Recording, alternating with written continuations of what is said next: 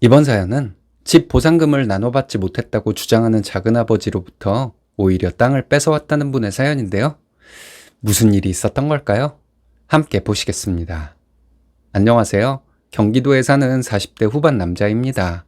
형제 관계는 여동생과 남동생이 하나씩 있습니다.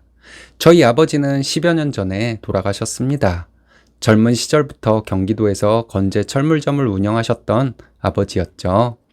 제 나이 이상이라면 다들 아시겠지만 저희 아버지가 젊은 시절에는 경기도가 계속 개발이 되고 있을 때였습니다. 중장비 기술만 있어도 돈을 잘 벌던 시절이라고 들었습니다. 저희 아버지 사업이 잘 되어 어린 시절 저희 형제는 유복하게 자란 편입니다. 저희 부모님은 서울에서 먼 지방이 고향인 분들이에요. 부모님 결혼할 때 친할머니께서 저희 부모님 신혼집을 서울에 장만해 주셨다고 들었습니다. 집 명의는 할머니 명의로 했대요. 저희 아버지는 사형제 중 차남이셨어요. 저희 아버지는 제가 중학생이 될 무렵에 저희가 살던 집이 재개발이 될 거라는 소문을 듣고 집이 있던 곳에 건물을 짓고 이사를 하셨습니다. 몇 년 후에 소문대로 재개발이 되었고 보상금을 받았다고 들었어요. 얼마 후에 할머니는 돌아가셨고 보상금을 받아 세금 처리를 하고 이것저것 하다 보니 그렇게 큰 돈이 남지는 않았다고 합니다. 저희 동네가 재개발이 되자 작은아버지들은 보상금 받은 것을 나눠받아야 한다고 난리가 났었습니다. 저희 조부모님은 아버지 형제들에게 공평하게 재산을 나누어 주신 것으로 알고 있어요.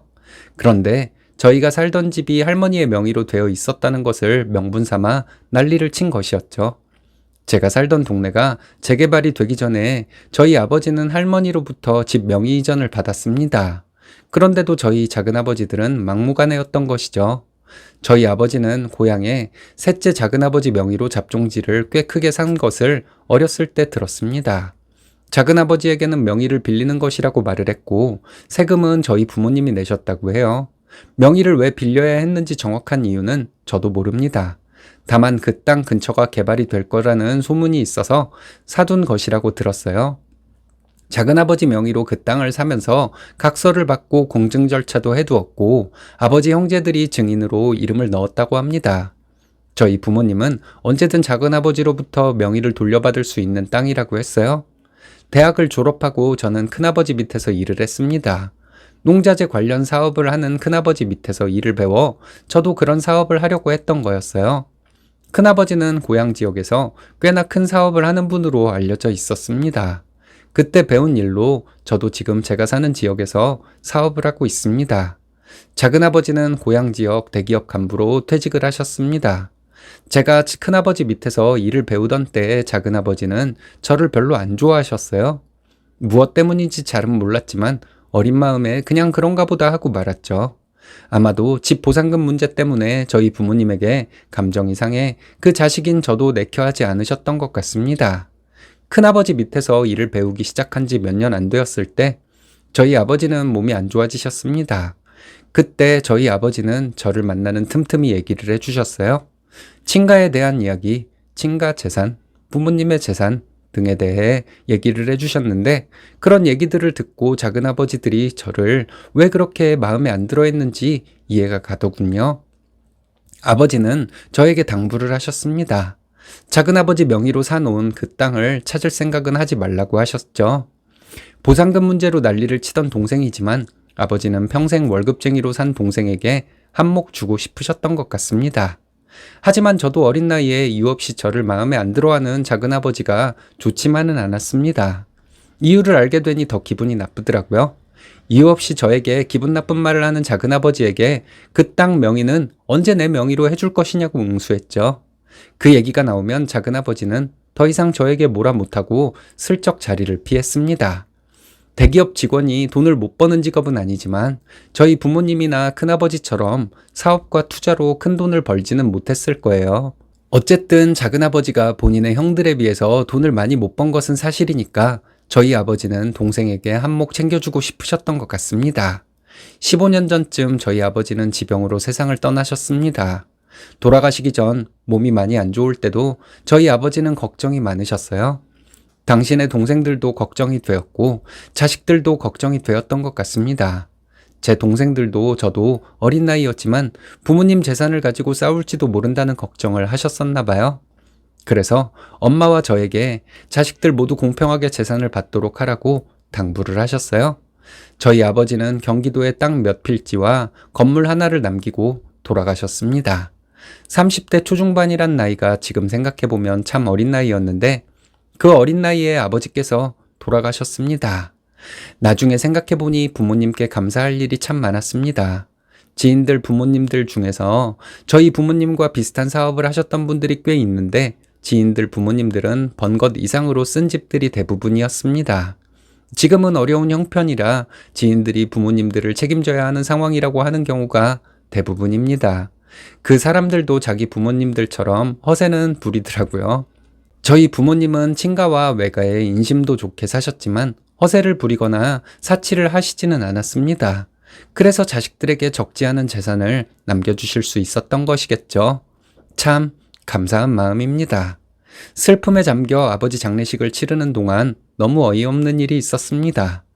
작은아버지 아들이 저에게 황당한 소리를 하더군요. 저희 부모님이 보상금 받은 얘기를 꺼내더라고요. 그 보상금을 자기 아버지에게 나눠주지 않았다는 얘기였습니다. 장례식장에서 부모님 재산을 가지고 싸우는 경우를 많이 봤지만 사촌 동생이 저희 아버지 장례식장에서 그런 소리를 하는 것은 슬픈 와중에도 너무 화가 나는 일이었습니다.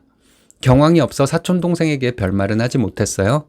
그런데 더 황당한 것은 작은아버지도 본인 아들과 같은 소리를 하는 것이었습니다.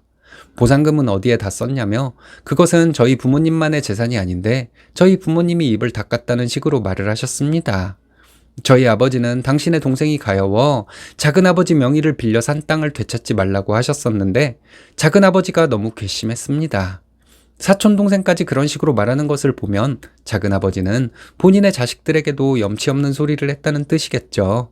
아버지께서 돌아가시고 몇 년이 지나 잊고 사는 중에 사촌동생에게 전화가 온 적이 있었습니다. 술에 취한 목소리로 전화한 사촌동생은 보상금 얘기를 또 꺼내더라고요. 좋게 말하고 전화를 끊었더니 주기적으로 전화가 왔습니다.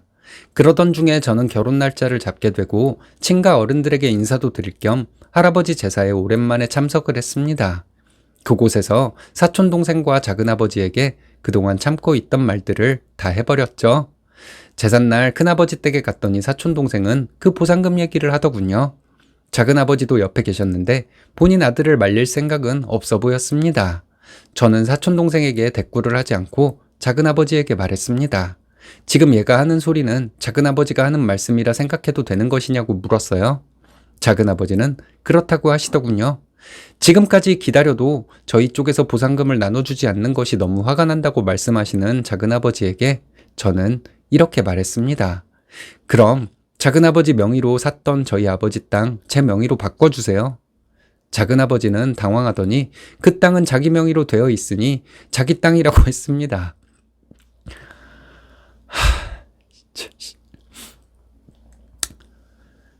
그리고 작은아버지에게 말했죠. 그 땅은 우리 아버지가 돌려받지 말라고 하셨다.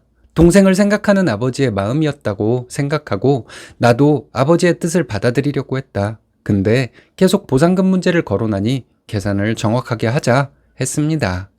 그 땅 살 때 작은아버지 각서와 다른 분들의 각서까지 내가 모두 가지고 있고 그 땅을 작은아버지가 돌려주어야 한다고 말했던 통화 내용 녹음된 것도 있으니 그것을 가지고 소송을 하겠다고 했습니다.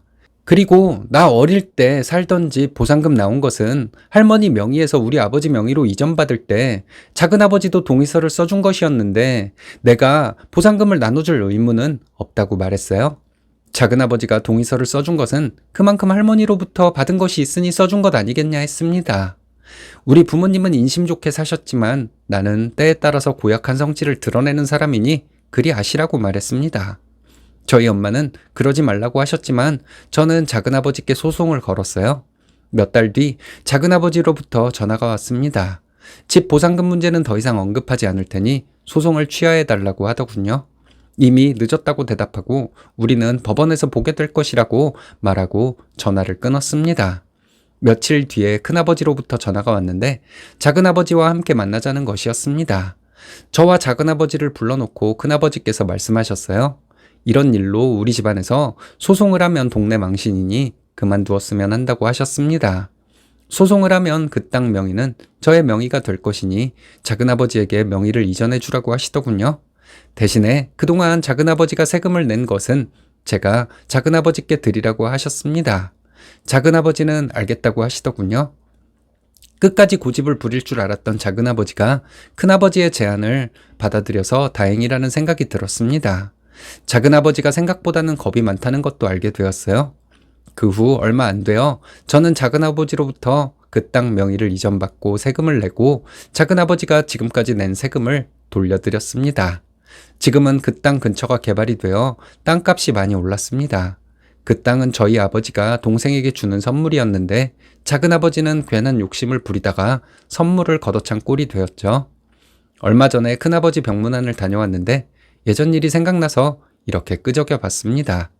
큰아버지 자식들도 분위기가 좀 안 좋아 보여서 마음이 좀 안 좋네요. 돈에는 부모 형제도 없다는 저희 아버지 말씀이 생각나 씁쓸합니다. 돈에 욕심을 부린 만큼 가질 수 있을까요? 그렇기도 하지만 아닌 경우가 더 많은 것 같습니다. 부모 재산에 욕심이 생기면 돌이킬 수 없는 실수를 하게 되어 욕심을 채우지 못하는 경우가 더 많더라고요. 참 많은 생각을 하게 만드는 사연이네요.